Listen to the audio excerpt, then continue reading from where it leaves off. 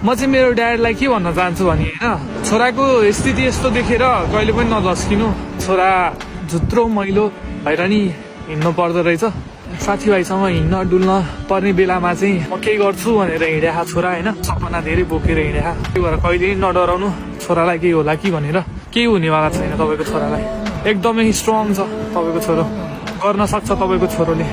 समय लाग्ला, केही समय लाग्ला, म प्रुभ गरेर देखाउनेछु। मेरो कारणले गर्दाखेरि मेरो बाउको छाती ठुलो होस्, ठुलो हुने काम गर्नेछु क्या। म कहिले नि बिग्रेर हिँड्ने छैन, गाँजा गोटी खानेवाला छैन। म बाउ आमाबाट टाढा भए पनि म मेरो कर्तव्य पुरा गर्नेछु।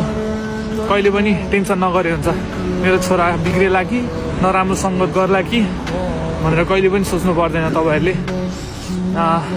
तपाईँलाई धेरै कुरा देखाउन बाँकी नै छ, बस तपाईँ चाहिँ हेर्नको लागि रेडी हुनु होइन। धेरै कुरा छ, धेरै कुरा छोराको प्रगति, त्यसको लागि चाहिँ गरिरहेको छु।